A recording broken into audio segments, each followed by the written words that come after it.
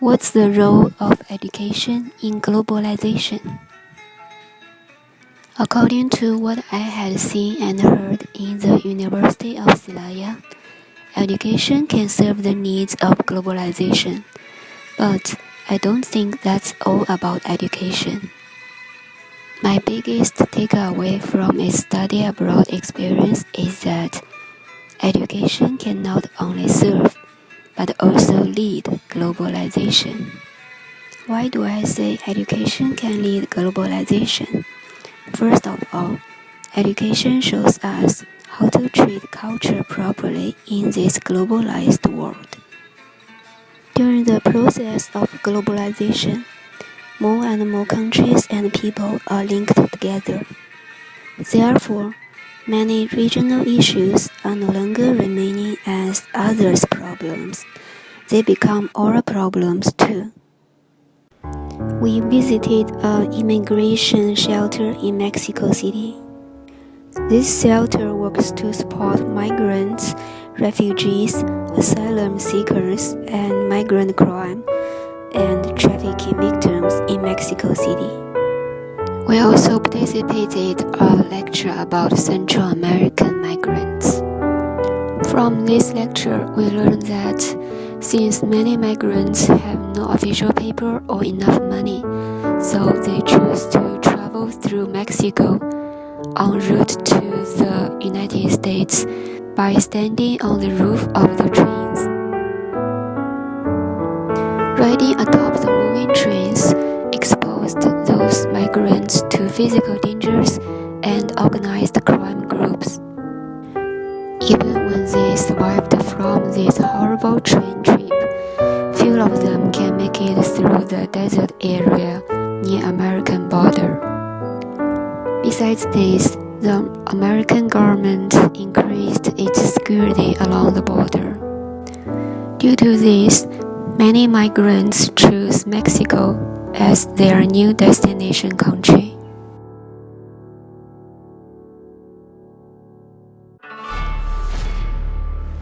Nelson Omar Chilel Lopez was born in April of 1997. Family and friends simply call him Omar. He grew up amid the coffee farms of El Porvenir, Guatemala, a poverty-stricken area located about an hour south of the Mexican border. Seasonal work is labor-intensive with little pay, picking coffee beans for about 8 cents a pound.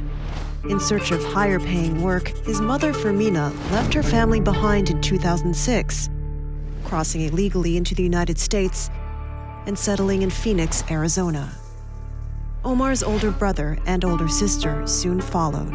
He was left behind. Crushed by their separation, Omar convinced his mother in 2010 to pay a coyote to lead him and an older family friend through the Arizona desert. Omar was 13 at the time.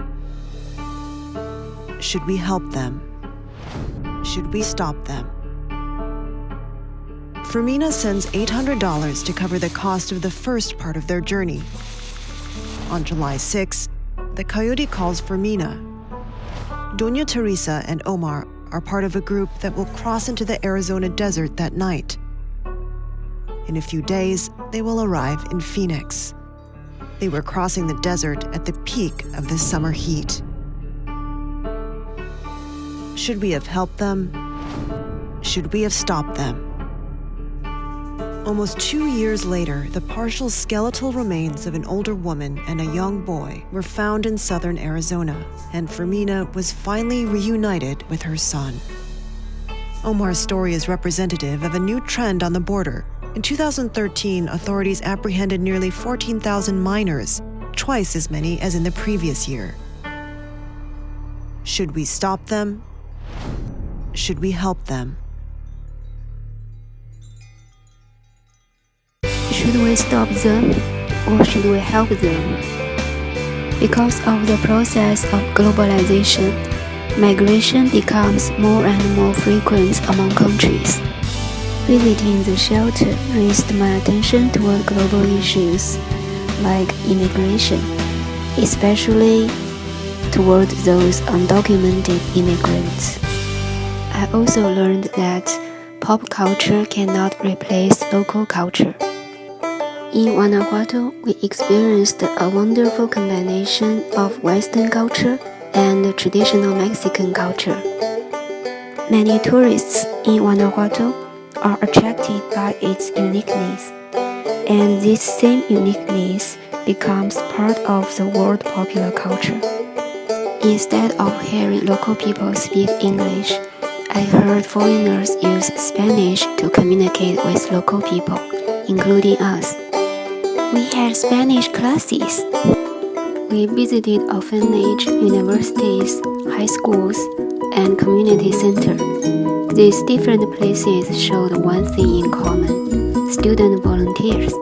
For instance, they provide various after-school activities for kids in the orphanage. They help community residents to repair their houses and repave the roads, and they serve as psychologists, lawyers, tutors, and doctors in the community center. So what's the purpose of doing these things? We heard same answers from different educators. One reason is that these volunteer experiences can foster students' sense of social responsibility. The other one is about raising students' awareness about social gap and how to build an equal society. There are many other fun ways for us to experience Mexican culture.